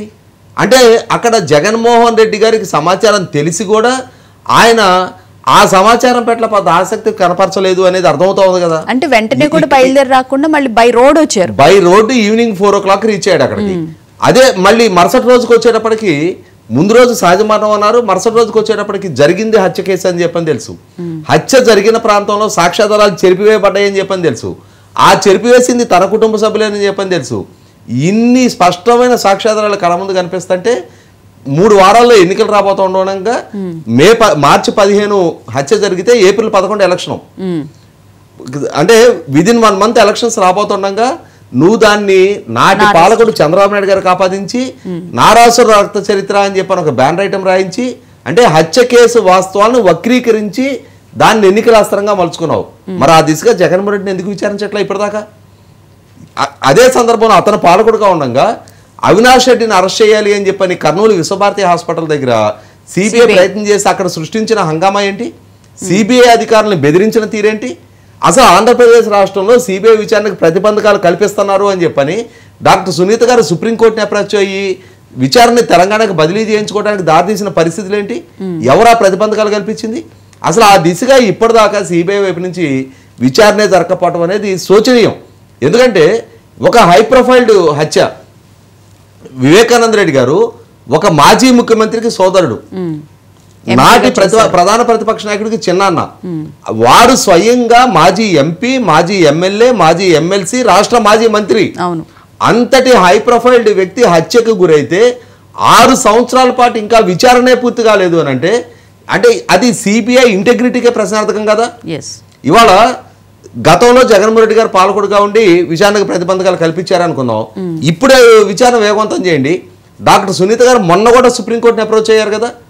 100కి 100 ఇది విచారణ వ్యవస్థలకి ఒక సవాలు విసురుతా ఉన్నారు. విచారణ వ్యవస్థల ఇంటెగ్రిటీ ప్రజల్లో చర్చనీయాంశంగా మారుతా ఉంది. అదే సందర్భంలో ప్రజలకు కూడా ఏమనిపిస్తుంది అంటే ఎంత పెద్దవాళ్ళు చంపించినా సరే, ఎన్ని కోట్ల రూపాయలు ఇన్వాల్వ్ అయినా సరే, వారి విషయంలో మాత్రం విచారణ ఇంత నత్తనట్టుగా నడుస్తుందా, మన దగ్గరకు వచ్చేటప్పటికి మాత్రం చట్టం చాలా వేగంగా పనిచేస్తుందా అని చెప్పనే భావన ప్రజల్లో కలిగితే ప్రజలకి విచారణ వ్యవస్థల పట్ల మర్యాద కోల్పోయే పరిస్థితులు ఉత్పన్నమైతే అది వ్యవస్థలు కుప్పకొట్టడానికి దారితీస్తుంది. ఇవాళ ఏం చెప్తారు మనకి, భారీ డైలాగులు చెప్తారు. ఏముందండి, చట్టం ముందు ఎవరైనా సమానమే, న్యాయం అందరికీ సమానంగా అందుద్ది అంటారు. చట్టం ముందు అందరూ సమానం కాదు అనేది నిర్ధారణ అవుతోంది వివేకానంద రెడ్డి గారి హత్య కేసులో. ఎందుకు ఇన్ని కీలకమైన అంశాలని విచారించకుండా సిబిఐ, ఎందుకంటే స్పష్టంగా అజయ్ కల్లం రెడ్డి తానే స్వయంగా చెప్పాడు, అతను సిబిఐకి వాంగ్మూలం ఇచ్చి మళ్ళీ తర్వాత ఇటువైపు నుంచి బెదిరింపు వచ్చినట్టుంది, లేదు నా వాంగ్మూలాన్ని తప్పుడుగా నమోదు చేసుకున్నారు, ఆ వాంగ్మూలాన్ని ఉపసంహరించుకోవడానికి అవకాశం ఉందని చెప్పని హైకోర్టుని అప్రోచ్ అయ్యాడు.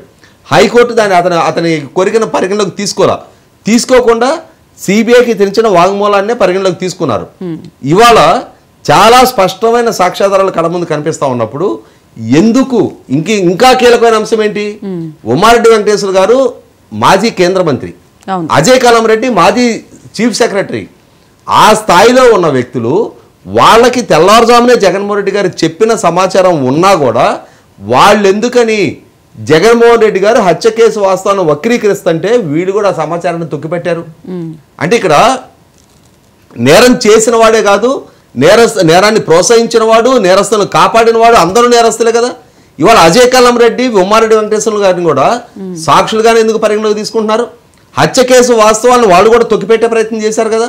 జగన్మోహన్ రెడ్డి గారికి ముందుగానే సమాచారం ఉన్న అంశం వాళ్ళకి తెలుసు కదా. తెలిసినా కూడా ఏబిఎన్ రాధాకృష్ణ గారు బయటపెట్టి అప్పుడు సిబిఐ విచారణ చేసిన దాకా అన్నాళ్ళ పాటు వీళ్ళు ఎందుకని మౌన ప్రేక్షకుల్లాగా మిగిలిపోయి ఉన్నారు? అంటే ఇక్కడ ఏ స్థాయిలో ఉన్న వ్యక్తులు వాళ్ళకి ఎంత ఘనమైన నేపథ్యం ఉన్నా సరే అందరికందరూ కలగలిసి వ్యవస్థలను తప్పుదో పట్టించారు, తప్పుడు సమాచారాన్ని ప్రచారం చేశారు, రాజకీయంగా లబ్ధి పొందడానికి సహకరించారు. 100% ఈ విధమైన చర్యలకు పాల్పడ్డ దృష్టాంతం కళ్ళ ముందు సాక్ష్యాధారాలతో కనిపిస్తున్నప్పుడు ఖచ్చితంగా సిబిఐ చాలా ఎఫెక్టివ్గా పనిచేయాలి. లేదు అని అంటే సిబిఐ ద్వారా జగన్మోహన్ రెడ్డి గారిని కాపాడబడుతున్నారు అని చెప్పనే సంకేతం ప్రజల్లోకి ఇప్పటికే వెళ్ళింది. అది కేంద్ర ప్రభుత్వంలో ఉన్న పెద్దలకు కూడా శ్రేయస్కరం కాదు. 100% వాళ్ళ పాలకులుగా ఉన్న నరేంద్ర మోడీ గారి ప్రభుత్వానికి కూడా శ్రేయస్కరం కాదు. వాళ్ళ ఇంటెగ్రిటీ కూడా ప్రశ్నార్థకంగా మారుతా ఉంది. వాళ్ళ అండదండలతోటే జగన్మోహన్ రెడ్డి కాపాడబడుతున్నాడన్న చర్చ ప్రజల్లో నడుస్తూ ఉంది. అది ఎట్టి పరిస్థితుల్లో ఆ స్థాయి నాయకుల ఇంటెగ్రిటీకి కూడా ప్రశ్నార్థకంగా మారుస్తున్న నేపథ్యంలో ఖచ్చితంగా వివేకానంద రెడ్డి గారి కేసు ఒక లాజికల్ కంక్లూషన్కి తేవాల్సిన బాధ్యత ఉంది. రైట్. ప్రసాద్ గారు, రాజేష్ గారు చెప్పిన దాంట్లో 100% మనం ఏకీభవించాల్సిన అవసరం అయితే కనిపిస్తుంది. ముఖ్యంగా వాళ్ళు ప్రచారం చేసింది నారాసుర రక్త చరిత్ర అని చెప్పి ప్రచారం చేశారు. అక్కడ మరి మనకి ఇంటెలిజెన్స్ వైఫల్యం అనేది స్పష్టంగా కనిపిస్తుంది. ఇప్పటికీ కూడా ఇంటెలిజెన్స్ వైఫల్యం కనిపిస్తుంది అని చెప్పారు అంటున్నారు. ఏమంటారు సార్? ఇప్పుడు మేడం ఇక్కడ ఒక విషయం గుర్తుపెట్టుకోవాలి మేడం. వివేకానంద రెడ్డి హత్య కేసు టోటల్ గా సుప్రీంకోర్టు యొక్క guide lines central bureau of investigation చేస్తుంది. ఇందులో రాష్ట్ర ప్రభుత్వం యొక్క ప్రమేయం గాని ఇన్వాల్వ్మెంట్ గాని ఏమీ ఉండదు. ఇప్పుడు అంటే సిబిఐ తీరు కూడా ఇక్కడ ప్రశ్నార్థకంగా మారుతుంది. సెంట్రల్ గవర్నమెంట్ సిబిఐ అంటే ప్రజలకి చాలా నమ్మకం ఉంది, సరైన శిక్ష వేసే విధంగా సిబిఐ పనిచేస్తుందని చెప్పి. కానీ ఇప్పుడు చూస్తుంటే ఆ నేపథ్యం అయితే కనిపించడం లేదు. మరి రాష్ట్ర ప్రభుత్వం తరపున కేంద్రాన్ని ఒత్తిడి చేసే అవకాశం ఉండొచ్చు అంటారా? ప్రసాద్ గారు ఒక మాట చెప్పండి. ఇప్పుడు వివేకానంద రెడ్డి గారి హత్య కేసు సిబిఐ విచారణ జరుపుతా ఉంది. కానీ మొన్న రంగయ్య మరణం తర్వాత అనుమానాస్పద మరణం అని చెప్పని అతని సతీమణి ఇచ్చిన ఫిర్యాదు రాష్ట్ర ప్రభుత్వ పోలీసుల ద్వారానే విచారణ జరుగుతూ ఉంది. ఈ ప్రస్తుతం ఇవాళ చంద్రబాబు నాయుడు గారు నిన్న అసెంబ్లీలో కూడా స్పష్టం చేసింది, ఇప్పటి వరకు జరిగిన 6 మరణాలు కూడా అనుమానాస్పదంగానే పరిగణించాల్సి ఉంటుంది అని చెప్పడం జరిగింది.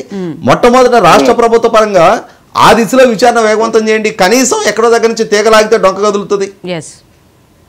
మేడం ఇప్పుడు ఒక విషయం చెప్తున్నాను చూడండి మేడం.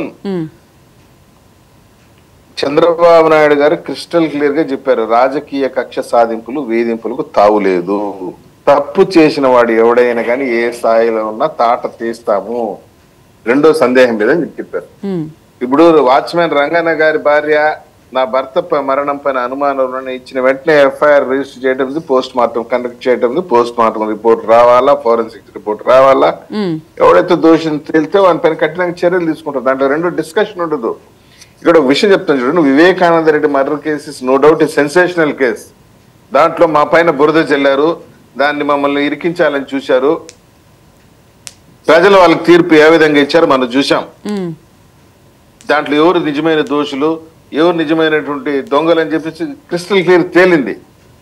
ఇన్వెస్టిగేషన్ లో సప్లిమెంటరీ ఛార్జ్ షీట్ కూడా వేయటం జరిగింది. ఇన్వెస్టిగేషన్ అంతటితో ముగిసిపోలేదు, ఇంకా కూడా దీంట్లో ఇన్వెస్టిగేషన్ పెండింగ్ లో ఉంది. పైగా కేసు ఇన్వెస్టిగేషన్ మొత్తం కూడా సుప్రీంకోర్టు యొక్క పర్యవేక్షణలో, తెలంగాణ హైకోర్టు యొక్క పర్యవేక్షణ ఇన్వెస్టిగేషన్ జరుగుతూ ఉంది. రాష్ట్ర ప్రభుత్వం ఈ కేసు ఇన్వెస్టిగేషన్ మేమేం జోక్యం చేసుకుంటాం చెప్పండి? జరుగుతా ఉంది ఇన్వెస్టిగేషన్. దొంగలు ఎవరు తేలుతున్నారు, 1 by 1 వస్తున్నారు. సరే, సాక్షులు అందరూ అయితే చనిపోతూ ఉన్నారు కదా మేడం, దానిపైన స్పష్టమైన స్టేట్మెంట్ కూడా ఇవ్వటం జరిగింది.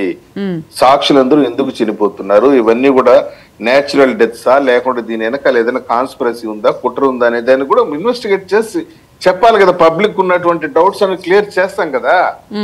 ఈ లోపలనే ఎందుకో నాకు తెలియదు మేడం, ఒక సెక్షన్ ఆఫ్ మీడియా ఊరికే రంగాన్ని ఎందుకు చనిపోయినాడు, రంగాన్ని ఎందుకు చనిపోయినాడు మమ్మల్ని అడిగి అర్జెంట్గా ఇప్పుడు ఎందుకు చనిపోయాడు మేము ఏం చెప్తాం చెప్పండి?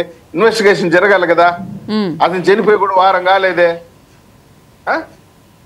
వాడు అప్పట్లో శ్రీ గంగాధర్ రెడ్డి అని ఒక అతను చనిపోయినాడు, భారతి గారి వాళ్ళ తండ్రి గంగిరెడ్డి చనిపోయాడు, జగన్మోహన్ రెడ్డి డ్రైవర్ చనిపోయాడు, వీళ్ళందరూ చనిపోయారు. అప్పుడు మేము రూలింగ్లో లేము, అధికారంలో లేము. మేము అధికారంలోకి వచ్చి కూడా 9 నెలలు అయింది. ఇప్పుడు అవన్నీ తీసుకుంటున్నాం, చేస్తున్నాం కదా. మా మొదట నెంబర్ ఆఫ్ వర్క్ లోడ్ ఉంది, టార్గెట్స్ ఉన్నాయి. ఒక సెక్షన్ ఆఫ్ మీడియా అడిగే ప్రశ్నలకు అసలు ఆ మీనింగే ఉండదు. వాడెందుకు చనిపోయినాడు, వీడెందుకు చనిపోయాడు అంటే వాస్తవం ప్రకటించాలనే కదా ఎవరిదైనా తాపత్రయం. ప్రసాద్ గారు దానికి టైం ఇస్తే కదా మేడం మీరు. ఎందుకు ఇప్పుడు వాచ్మెన్ రంగయ్య చనిపోయాడు, అది నేచురల్ డెత్తా లేకుంటే కాన్స్పిరసీ ఉందా అని చెప్పి డిక్లేర్ చేయాలంటే will take time. It's a time process. ఎవరు చెప్పాలా ఇతను నేచురల్ డెత్తా లేకుంటే గుండెపోట ఇంకొకటి అని చెప్పి ఎవరు చెప్పాలా? నేను చెప్పాలా, ఇంకొకరు చెప్పాలా? ఫోరెన్సిక్ రిపోర్ట్ చెప్పాలా? Let the report come. అప్పటి వరకు ఓపిక ఉంటే కదా. ఇకపోతే సరే, Vivekananda Reddy case CBI investigation జరుగుతూ ఉంది. దొంగ ఎవరు దొర ఎవరు రాష్ట్ర ప్రజలకు తెలుసు. That's a different aspect. ఇకపోతే ఇందాక మీరు చెప్పారు కదా ఆడుదాం ఆంధ్ర, అది ఆడుదాం ఆంధ్ర కాదు, మింగుదాం ఆంధ్ర అనేటువంటి కార్యక్రమం ద్వారా 120 కోట్లు మా చిత్తూరు జిల్లా మాజీ నగిరి శాసనసభ్యురాలు మాజీ మంత్రి రోజా గారు పందికొక్కు తిన్నారు. మట్టిలో నుంచి మాణిక్యాలు తయారు చేశారంట. నాకు అర్థమే కాదు ఎవరు ఆ మాణిక్యాలు. 1-2 పేర్లు చెప్తే సంతోషిస్తాం. మట్టిలోంచి మాణిక్యాలు తయారు చేసిన ఎవరు పేర్లు చెప్పమంటే రోజా గారు అంటే ఇది ఏం చెప్పేస్తుంది తెలుసా ఆమె, విరాట్ కోహ్లీని మేమే తయారు చేసినాము, శ్రేయస్ అయ్యర్ని నేనే తయారు చేసినాము చెప్పినా చెప్పేస్తుంది ఆమె. అటువంటి ఆమె దాదాపు 120 కోట్ల రూపాయలు పనికి మాలిన బ్యాట్లు, బంతులు, గ్లౌజులు, ప్యాడ్లు, భోజనాల పేరుతో డబ్బులు దుబారా ఖర్చులు, పాపం క్రీడాకారులకు భోజనం పెట్టామని చెప్పి నాసి రకమైన భోజనాలు, స్టిక్కర్లు, అడ్వర్టైజ్మెంట్ మెటీరియల్, టీ షర్ట్లు ఇవన్నీ కొనుగోలు చేశామని చెప్పి లెక్క రాసింది. ఏం కొనుగోలు చేసింది నాకు అదే అర్థం కాలే. ఏ ఊర్లో పంచారు, ఎక్కడ పంచారు, ఏ గ్రామంలో పంచినారు ఈ టీ షర్ట్లు, ఈ ప్యాడ్లు, ఈ బ్యాట్లు, ఈ గ్లౌజులు, ఇవన్నీ నాకు అర్థం కాలే. ఎక్కడ కనిపిస్తా ఉంది? క్రీడా ఉత్సాహం పెరిగిందంట, నాకైతే అర్థం కాలే. మేకప్ పెరిగుండది రోజాది, క్రీడా ఉత్సాహం ఎక్కడ పెరగలే. లిప్స్టిక్లు పెరిగుండాయి, ఫెయిర్ అండ్ లవ్లీలు పెరిగుండాయి, ఇవి పెరిగినాయి కానీ ఆ ముఖంలో క్రీడా ఉత్సాహం ఎక్కడ పెరగలే 5 ఏళ్ల కాలంలో. కనీసం ఎంత దారుణంగా తిన్నారంటే సర్వేరాళ్ల పైన కూడా జగనన్న బొమ్మలు 700 కోట్లు ఖర్చు పెట్టి తిన్నారు. సర్వేరాళ్ల పైన బొమ్మలు, జగన్మోహన్ రెడ్డి బొమ్మలు, ముఖ్యమంత్రి గారి బొమ్మలు గతంలో వేసినటువంటి దాఖలాలు లేవు. 100 ఏళ్ల క్రితం చేసిన సర్వేరాళ్ళు ఎక్కడైనా బొమ్మలు వేసారా? ఈయన వచ్చిన తర్వాత మళ్ళీ సర్వే చేసి బొమ్మలు, లిక్కర్లో స్కాము, చివరికి చిక్కీలు, చిన్న పిల్లలకి ఇచ్చేటువంటి చిక్కీల పైన కూడా జగనన్న బొమ్మలు, స్టిక్కర్లు, జగనన్న నువ్వే మా నమ్మకం అని చెప్పేసి ఒక స్టిక్కర్ ఇంటింటికి. ఈ విధంగా విచ్చలవిడి చేసేసినారు. అందులో ఆడుదాం ఆంధ్ర జనాలు అప్పుడు అన్నారు, స్టార్టింగ్ లో నుంచి అప్పటి నుండి డిమాండ్ చేస్తున్నారు ఆడుదాం ఆంధ్ర అనేది ఒక పెద్ద స్కామ్, ఆడుదాం ఆంధ్ర అనేది ఒక పెద్ద స్కామ్ అని చెప్తుంటే ఇంకా ఎందుకు ఇన్వెస్టిగేషన్ చేయలేదు, ఇంకా ఎందుకు ఇన్వెస్టిగేషన్ చేయలేదు, దానికి ముహూర్తం నిన్న ఖరారైంది. ఏసీబీ రిజిస్టర్ చేసింది, వస్తుంది, ఇన్వెస్టిగేషన్ చేస్తుంది. ఎంత తిన్నారు ఏం కథ అని చెప్పి రికార్డ్స్ విల్ స్పీక్ కదా, భారీ మూల్యం చెల్లించక తప్పదు కదా. ఇట్లా ఒకటి మేడం, ఇక్కడ ఒక విషయం ఏంటంటే అంటే చిన్న చిన్న చేపలను ఎరవేస్తున్నారు, పెద్ద చేపలను ఎప్పుడు పట్టుకుంటారు, సొర చేపలను ఎప్పుడు పట్టుకుంటారు అని చెప్పి మేడం చిన్న చిన్న ఎలుకల్ని పడతాం, పెద్ద పెద్ద పంది కుక్కలు కూడా పడతారు మేడం. ఇప్పుడు ఒక విషయం చెప్పేది ఏంటంటే అవినీతి అనేది ఇంతకు ముందు ప్రభుత్వాలు ఏదో ఒక శాఖలోనో అర శాఖలోనో ఒకటో అరో ఉండేది. ఇప్పుడు ప్రతి శాఖలోనూ అవినీతి. వాస్తవానికి ఈ అవినీతిని ఇన్వెస్టిగేట్ చేయాలంటే ఒక ప్రత్యేక మంత్రిత్వ శాఖను ఏర్పాటు చేయాల్సిన పరిస్థితి వస్తా ఉందేమో. ఈ అవినీతిని ఇన్వెస్టిగేట్ చేయడానికి దీనిపైన ఒక స్పెషల్ మంత్రిత్వ శాఖ ఏర్పాటు చేయాలా. ఏ డిపార్ట్మెంట్ లో చూసినా ఉంది కదా, information public relation INPR commissioner Vijay Kumar Reddy పైన case, suspend. Vasudev Reddy liquor scam, Venkatareddy గనుల స్కాము, అటవీ శాఖలో స్కాము, భూములు రెవెన్యూ శాఖలో సర్వేరాల స్కాము, మున్సిపల్ శాఖలో నెక్స్ట్ అయితే ఒక మంత్రిత్వ శాఖను కేటాయించాలండి అవినీతికి సంబంధించి. ఖచ్చితంగా అవినీతి పైన ఇప్పుడు విద్యాశాఖ, వైద్య శాఖ, ఆరోగ్య శాఖ, మున్సిపల్ శాఖ, రెవెన్యూ శాఖ, పంచాయతీరాజ్ శాఖ మాదిరి అవినీతి నిరోధక శాఖ అని చెప్పి మంత్రిత్వం ఏర్పాటు చేయాల్సిన పరిస్థితి వస్తుందేమో. ఆ పరిస్థితి ప్రతి శాఖలోని అవినీతి ఈ విధంగా దోచుకుని తినేసి ఉంటే, ఇసుక ఈ విధంగా అడ్డగోలుగా దోచేసి ప్రభుత్వం ఇప్పుడు మా ముందరున్న లక్ష్యం ఏంటంటే ఈ సంక్షేమ అభివృద్ధి కార్యక్రమాలను ఏ విధంగా అమలు చేయాలా, ఇంప్లిమెంట్ చేయాలా, ఎంప్లాయీస్ కి ఏ విధంగా శాలరీ ఇవ్వాలా, అదేవిధంగా కొత్త ఉద్యోగాలు ఎలా భర్తీ చేయాలా, ఇచ్చినటువంటి ఎలక్షన్ ప్రామిసెస్ ఏ విధంగా ఫుల్ఫిల్ చేయాలా అనేది ప్రైమరీ టార్గెట్ కాకుండా ఇది ఎక్కువైపోయింది. ఇప్పుడు ఒక్కొక్క అవినీతి తువ్వే కొద్దికి గుట్టలుగా పుట్టలుగా వస్తా ఉంటే ప్రభుత్వం పైన ఇప్పుడు ఒక IAS ఆఫీసర్ ఉంటాడు, ప్రిన్సిపల్ సెక్రటరీ గారు కొత్తగా వచ్చి ఉంటాడు. కొత్త స్కీమ్స్ ఎలా ఇంప్లిమెంట్ చేయాలా, అడ్మినిస్ట్రేషన్ ఎలా ముందుకు తీసుకెళ్లాలని ఆలోచించాలన్నా, వీళ్ళు చేసిన పాపాలను ఏ విధంగా కడగాలని ఆలోచించాలన్నా, రెండింటికి టైం కేటాయించాలి కదా. కాస్త టైం టేకింగ్ ప్రాసెస్ ఉంటుంది. ఈ లోపల మనం ఆవేశపడిపోయేసి ప్రభుత్వాన్ని ఏలెత్తి చూపించుకుంటూ ఉంటే ఇది అయ్యేది కాదు మేడం. అంటే మేము ఆవేశపడట్లేదు, కూటమి ప్రభుత్వం మీద నమ్మకం పోకుండా చూసుకోవాలని చెప్పి అడుగుతున్నాం మేడం. మా నమ్మకం ఒక చిన్న కరెక్ట్ పాయింట్ కి వచ్చి నేను కన్క్లూడ్ చేస్తాను. ప్రజలకు మా పైన నమ్మకం ఏమాత్రం సన్నగిలేదు. మొన్న జరిగినటువంటి గ్రాడ్యుయేట్స్ ఎమ్మెల్సీ ఎలక్షన్స్ లో మాకి శాసనసభ ఎలక్షన్స్ లో వచ్చినటువంటి మెజారిటీ రేషియో కన్నా ఇప్పుడు ఎక్కువ పెరుగుండది మెజారిటీ.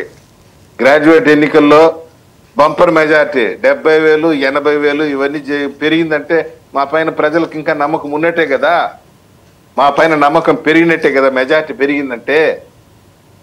రైట్. సుజాత గారు ఒక్క నిమిషం, ప్రసాద్ గారికి ఒక సబ్మిషను. ప్రసాద్ గారు, నారాసుర రక్త చరిత్ర అని చెప్పని రాసిన నాటికి ఈనాటికి సాక్షి వైఖరిలో అన్న మార్పు కనపడిందా మీకు? ఇప్పుడు ఒకటి సార్, 1 మినిట్, మంచి పాయింట్ అడిగారు. ఎలుక తోలు తెచ్చి ఏడాది ఉతికినా అది నలుపే గాని తెలుపు రాదు అనేది మనకి ఆచరణలో ఉన్న వేమన పద్యం. మేము సాక్షిని మార్చాలని మేము ట్రై చేయటంలా. మీరు అట్లా కాదండి, మీరు దాన్ని సంస్కరించవసరలా. ఒక మాట, దాన్ని మీరు సంస్కరించే అవసరంలా. కానీ ఒక రాష్ట్ర ముఖ్యమంత్రి ఫోటోను మార్ఫింగ్ చేసి ఒక హత్య కేసులో ఆయన లింకప్ చేసి ఆయన వ్యక్తిత్వానికి పాల్పడ్డప్పుడు చట్టపరంగా మీరు ఎందుకు ప్రొసీడ్ గారు? అప్పుడు కాలేకపోయారు, కనీసం ఇప్పుడైనా కేసు ఫైల్ చేయండి ఆ విషయం మీద.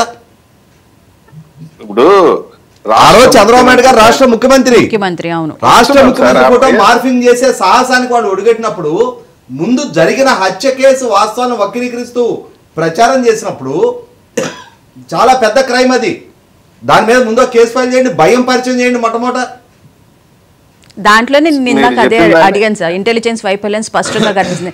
లాస్ట్ చివరిగా సుజాత గారు ఏమంటారు? అవినీతి నిర్మూలనకి సంబంధించి కూటమి ప్రభుత్వం తీసుకుంటున్న చర్యలపై మీ అభిప్రాయం ఏంటి? మేడం, ఇందాక సప్తగిరి ప్రసాద్ గారు చెప్పినట్టు మా ప్రభుత్వంలో చట్ట ప్రకారం ఏదైతే ప్రొసీజర్ ఉంటుందో ఆ ప్రొసీజర్ ప్రకారం వెళ్తాం. కానీ గత ప్రభుత్వంలో అడ్డగోలుగా ఎవరిని ఈ రోజు ఎవరిని అరెస్ట్ చేయాలనుకుంటా వాటి మీద సరైన ఆధారాలు ఏమీ లేకుండా వాళ్ళ మీద వెళ్ళిపోయి అరెస్టులు చేసేయడం, తర్వాత కోర్టులతో చివాట్లు తినడం, మళ్ళీ వాళ్ళు బయటికి రావడం, ఇలా కాకుండా పగడ్బందీ ఆధారాలు తీసుకుని చట్ట ప్రకారం వెళ్తాం. ఎందుకంటే ఇప్పుడు మనం ఏదో సినిమాలో చూపించినట్టు మనకి గంటలో సొల్యూషన్ వచ్చేయాలి, గంటల్లో విలన్ చనిపోవాలి, వాడి మీద మొత్తం దాడి జరిగిపోవాలి, అంత ఆస్తులు ప్రభుత్వానికి స్వాధీనం అయిపోవాలంటే అవి అయ్యే పనులు కాదు. ఎందుకంటే వీళ్ళు చట్టాల్లో ఏ విధంగా ఉపయోగించుకున్నారు అన్న దానికి ప్రత్యక్ష ఉదాహరణ జగన్మోహన్ రెడ్డి గారి హయాంలో, ఆయన రాజకీయాల్లోకి వచ్చిన దగ్గర నుంచి కూడా, వారి తండ్రి లో ఉన్నప్పటి నుంచి కూడా సూట్ కేస్ కంపెనీలు ఏ విధంగా పెట్టి ఏ విధంగా బైపాస్ చేశారు, ప్రభుత్వానికి వచ్చే ధనాన్ని, ఖజానాకు వచ్చే ధనాన్ని గండి కొట్టి వాళ్ళ సొంత కంపెనీలకి ఏ విధంగా మళ్లించుకున్నారు అన్నది ఆయన రాజకీయ జీవితంలో మొట్టమొదటిగా స్టార్ట్ చేసినప్పుడే ఆ విధంగా స్టార్ట్ చేశారు. కాబట్టి ఈ రోజు అన్ని లక్షల కోట్ల రూపాయలకి ఆయన అవినీతి సామ్రాజ్యాన్ని నిర్మించుకుని ఒక సైకో సైన్యాన్ని తయారు చేసుకుని ఏదైతే ఒక గోబెల్స్ ప్రచారం చేయిస్తూ ఒక తప్పుడు సంకేతాలను ప్రజల్లోకి, అంటే చెప్పిన అబద్ధమే పదే చెప్తే అదే రుద్దితే అదే నిజమైనట్టు ఆ విధంగా ఒక మైండ్ ని డైవర్షన్ చేసే పాలిటిక్స్ గతం 5 ఏళ్లలో మనం చూసాం. అదే పద్ధతి మళ్ళీ కూటమి ప్రభుత్వం ఫాలో అయితే వాళ్ళకి మాకు తేడా ఏముండదు. ప్రజలకి అన్ని తెలుసు, ఎవరు డైవర్ట్ చేస్తున్నారు, ఎవరు ఏ విధంగా చట్టాలని చేతుల్లోకి తీసుకుంటున్నారు, పోలీసుల యొక్క వాళ్ళ అధికారాన్ని దుర్వినియోగం చేసేటట్టు ప్రేరేపిస్తున్నారు. ఇవన్నీ ప్రజలందరూ చూస్తున్నారు. కాబట్టి వాళ్ళు ఎన్ని కుయుక్తులు చేసినా ప్రజలు వాళ్ళు ఓటు అనే ఆయుధంతో వాళ్ళు 5 సంవత్సరాలు కామ్ గా ఉన్నారు. ప్రజలేం గమనించట్లేదు, మేము సంక్షేమ పథకాలు ఇచ్చేస్తున్నాం, దానికి ప్రజలు నమ్మేశారు, మేమేదో వాళ్ళకి చేస్తున్నామని వాళ్ళు ఫీల్ అయ్యారు అనుకున్నారు. కానీ ప్రజలు సరైన తీర్పుతోటి వాళ్ళని 11కి 151 నుంచి మధ్యలో 5 తీసేసి 11కి స్థానాలకు పరిమితం చేసేసారంటే చెంపపెట్టు లాంటి తీర్పు. మనం అంత మెజారిటీ ఉన్న మ్యాండేట్ ఉన్న ప్రభుత్వాన్ని ఈ రకంగా ప్రజలు దింపేయడాన్ని అసలు జగన్మోహన్ రెడ్డి గారు ప్రెస్ మీట్ పెట్టి నేను ఇన్ని పథకాలు ఇచ్చాం జనాలు ఎందుకు నమ్మలేదు అని చెప్పి అన్న విధంగా మనం చూసుకుంటే కనుక వాళ్ళకే ఆశ్చర్యం ఉంది. ఇటువంటి తీర్పు ఎక్స్పెక్ట్ చేయలేదు. అంటే 30 ఏళ్ళు నేనే ముఖ్యమంత్రిగా ఉంటానని చెప్పి జగన్మోహన్ రెడ్డి గారు ఎలా బ్రెయిన్ వాష్ చేసి వీళ్ళ ఇష్టానురీతంగా చెలరేగిపోయారు. మమ్మల్ని ఎవరు అడిగే వాళ్ళు లేరు, ఎవరు పట్టించుకునే వాళ్ళు లేరు, మా మీద చర్యలు ఉండవు, మేము బయటపడం, మా తనాలు బయటపడవన్న ధైర్యంతో ఇష్టం వచ్చిన రీతిలో స్కామ్లు చేశారు. రోజా లాంటి వ్యక్తులు కానీ, కొడాలి నాని లాంటి వాళ్ళు కానీ, పేరు నాని లాంటి వాళ్ళు కానీ స్కామ్లు చేసేసారు. ఈ రోజు ప్రతి ఒక్కళ్ళు ముందుకు రావాల్సిన టైం వచ్చేసింది. ఒక్కొక్కళ్ళు స్కామ్లు బయటకు తీయడానికి ప్రభుత్వానికి చాలా తలనొప్పిగా ఉంది మేడం. ఒక పక్కన మొత్తానికి రాష్ట్ర కుప్పలు కుప్పలుగా చేసేసి చిప్ప చేతికిచ్చే వెళ్ళిపోయాడు. మేము ఇచ్చిన హామీ తీర్చడానికి సంపద సృష్టించాల్సిన ఒక ఒక సమస్య వైపు, ఇంకొక వైపు వీళ్ళు చేసిన అవినీతి. నిజంగా ఇందాక ప్రసాద్ గారు అన్నట్టు అవినీతి నిరోధకానికి కూడా నిరోధక శాఖ లాగా ఒక మంత్రిత్వ శాఖని ఏర్పాటు చేసి ఇవన్నీ తవ్వి తీసే పరిస్థితులు ఈ రోజు వీళ్ళు దరిద్రమైన 5 సంవత్సరాల పరిపాలన వల్ల సంభవించింది. కాబట్టి ఇది అభివృద్ధి, ఇటువైపు అవినీతి బయటకు తీసే చర్యలు కూడా రెండు సమాంతరంగా జరుగుతున్నాయి madam. Right, thank you so much. Right, thank you so much Sujatha garu, thank you so much Saptagiri Prasad garu, thank you so much Appasani Rajesh garu debate లో పాల్గొన్నందుకు.